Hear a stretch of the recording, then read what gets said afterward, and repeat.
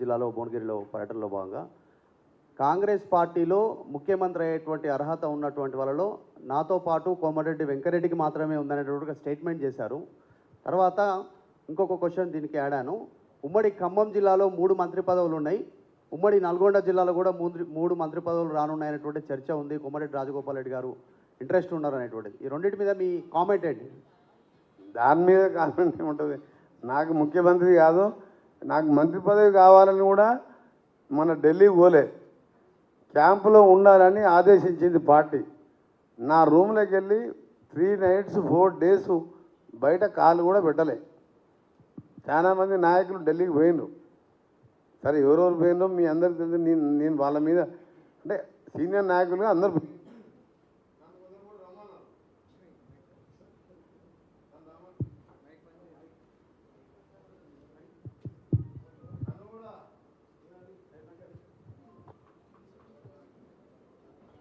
నన్ను కూడా సార్ మీరు కూడా పోతారు, అందరు పోయింది సార్ ఢిల్లీకి, మీరెందుకు పోతులేని మా వాళ్ళు ఫోన్ చేసి నాకు కలిసిన నాకున్న క్లోజ్ ఉన్న ఎమ్మెల్యేస్ కానీ మా ఫ్రెండ్స్ అడితే, బాబు కాంగ్రెస్ గవర్నమెంట్ వచ్చింది, పార్టీ అధిష్టానం వరకు క్యాంపులో ఉండమని చెప్పింది, క్యాంపులో ఉంటా, నాకు పదవులు ముఖ్యం కాదు అన్న.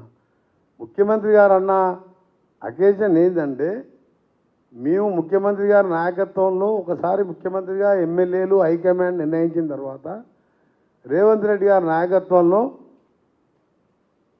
ఆయనని గౌరవిస్తూ ముఖ్యమంత్రిగా ఆయన చెప్పిన కార్యక్రమాలు ప్లస్ ఆయన కూడా మాతో సీనియర్లతో కూడా ప్రతి విషయంలో కూడా సంప్రదించుకుంటూ చిన్న పెద్ద తేడా లేకుండా మంచి గౌరవంగా ఒక ఫ్రెండ్ లాగా ఉంటాడు. మేము అదే తీరుగా ముఖ్యమంత్రిగా గౌరవిస్తాం.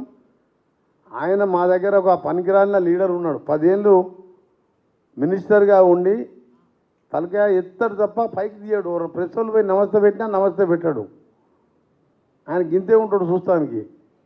ఆయన మా ఎస్ఎల్బిసి టన్నల్ పోలే, సొరంగం 2000 కోట్లు ఇవ్వాలి, అది పూర్తి అయి ఉంటే నేను శాంక్షన్ చేయించుకున్న రాజశేఖర రెడ్డితో కొట్లాడి దాన్ని కేసీఆర్ పూర్తి చేస్తా అంటే కేసీఆర్ దేవుడు ఎరుగు. ఈ చిన్న మనిషి కూడా పోయి ఒకసారి పోయి సొరంగం దగ్గర పోలే. 95% పూర్తయిన బ్రాహ్మణ ప్రాజెక్ట్ ఇప్పుడు నడుస్తున్నది. 2 నెలల్లో నీళ్ళు పోపిస్తున్నా, 3 monthsలోనే 10 ఏళ్ళు అది 1,00,000 ఎకరాల ఆయకట్టు. ఆయన ఆ చిన్న మనిషి ఏమంటాడంటే, వీళ్ళు రేవంత్ రెడ్డికి మంత్రి పదవి కోసం మసక కొడుతున్నాను. ఆ అకేషన్లు ఏంటంటే, మా ఇంకా నిజమైన తెలంగాణ నాయకుడు కేసీఆర్ లాగా election collection by election resign Telangana దొంగ ఉద్యమకారుడు కాదు, ప్రాణాలకు తెగించి గడియారం కాడ నిరాహార దీక్ష చేసిండు. నాతో పాటు ఇంకోరైనా ఉన్నారంటే ముఖ్యమంత్రి పదవికి ఆయన అర్హుడే, వాళ్ళు మంత్రి పదవుల కోసం తిరిగే మనిషి కాదు ఆయన అని ఆ సందర్భంలో చెప్పింది తప్ప నాకు పదవుల మీద ఆశ లేదు. నా తెలంగాణ బాగుపడాలి, నా ప్రాజెక్టులన్నీ పూర్తి చేసుకోవాలి, ఉద్యోగులకు స్కిల్ డెవలప్మెంట్ సెంటర్లు టాటా వాళ్ళతో అగ్రిమెంట్ చేసుకున్నాం, టీసీఎస్ వాళ్ళతోని. టీసీఎస్ వాళ్ళు వాళ్ళకు వచ్చే కార్పొరేట్ సోషల్ సిఎస్ఆర్ ఫండ్ దాదాపు 2200 crores వాళ్ళు పెడతారు, 360 crores మేము పెట్టి దాన్ని ప్రతి ఐటీఐలో సంవత్సరానికి 10,000 మందిని ట్రైన్ చేసే విధంగా వచ్చే 2-3 మాసాల్లోనే ఐటీఐలో ట్రైనింగ్ సెంటర్లు బిల్డింగ్స్ కూడా కట్టబోతున్నాం స్టేట్ వైడ్గా. అట్లా సంవత్సరానికి 6,50,000 మందిని డిఫరెంట్ దాంట్లో ట్రైన్ చేయాలి. వాళ్ళకు ప్రైవేట్లో కూడా మనకి చూడండి, కన్స్ట్రక్షన్ ఇంత పెరిగిపోతే 25 లక్షల మంది బీహార్ వాళ్ళు, మధ్యప్రదేశ్, యూపీ వాళ్ళు వచ్చి ఇక్కడ పనిచేస్తే నెలకి 50 నుంచి 1,00,000 వరకు వస్తుంది. వాళ్ళు రోజు 3,000 రూపాయల శాలరీ అలా వేజెస్ పడుతుంది. ఈ ఐటీఐ పాలిటెక్నిక్ చేసిన వాళ్ళు పేద విద్యార్థులకు కొన్ని నైపుణ్య కేంద్రాలు ఏర్పాటు చేయాలని ఆ ప్లానింగ్లో ముఖ్యమంత్రి గారు ఆయనతో డిస్కస్ చేసుకుంటూ ఆ ప్లాన్లో ఉన్న. నాకు ఏ పదవి వద్దు, ఇదే రేవంత్ రెడ్డి గారు ఈ 5 ఏళ్ళే కాదు మళ్ళీ 5 ఏళ్ళు కూడా ఆయనే ముఖ్యమంత్రి ఉంటాడు. అవసరం వస్తే మళ్ళీ కూడా కాంగ్రెసే ఉంటుంది.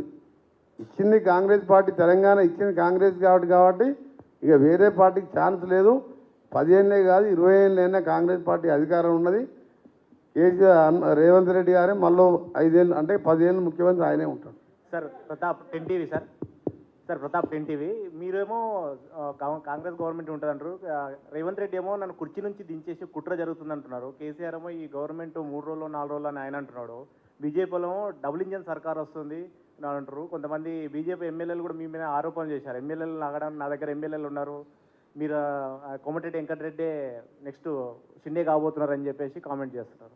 ఇప్పుడే మా ఆర్టీవీ మధుకు చెప్పిన, నాకు మంత్రి పదవి కోసం ఏంటి అడగలేదు.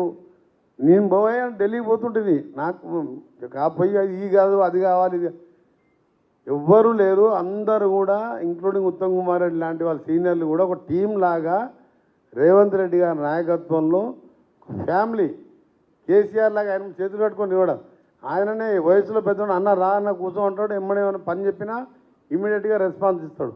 ఎమ్మెల్యేలకు ఎంత రెస్పాన్స్, ఎంపీలకు, సర్పంచ్ ఎంపీటీసీలు పోయినా డైరెక్ట్ ఆయన ఇంట్లో హాల్లోకి పోయి మాట్లాడుతున్నారు. కేసీఆర్ ఎవరైనా హాల్లోకి పోయి ఇంటికి పోయినరా? ప్రగతి భవన్ ప్రజాభవన్ పోయినరా? ప్రగతి భవన్కి ఒకసారి హోమ్ మినిస్టర్ మహమ్మద్ అలీ పోతే ఒక హోమ్ గార్డ్ కట్టెతోని కారు కొడితే 120 కిలోమీటర్ స్పీడ్లో వచ్చింది వెనక కాదు. హోమ్ గార్డ్ హోమ్ మినిస్టర్ని బయటికి వెళ్ళి కొడతారా? నువ్వు ఇప్పుడు ఓకే రేవంత్ రెడ్డి గారు సీఎం గారు ఇంటికి పో నువ్వు ఇంటికి పోతే నేను పోయా అంటే సరే నేను డైరెక్ట్ హాల్లోకి పోతే పోయారు కదా, డైనింగ్ టేబుల్ అక్కడనే హాల్ ఉన్నది, లాన్ ఉన్నది, మొత్తం హాల్ లోపల కూడా మంది ఉన్నారు. KCR home minister home guard బయటికి వెళ్ళి కొట్టాక ఇలా రేవంత్ రెడ్డి గారు అందరిని కలుపుకోబోతును చక్కగా ఉంది. ఏకనాథ్ షిండేలు నా దగ్గర ఎమ్మెల్యేలు నా దగ్గరికి ఈ కట్టబట్టుకొని తిరిగే ముసలాయన అంటుండే ఈ మధ్యలో నా దగ్గరికి 25 మంది వచ్చారు. ఇప్పుడే కాదు కొన్ని రోజులు ఆగని చెప్పిండు నన్ను ఈయన దగ్గరికి. ఈయన కట్టబడి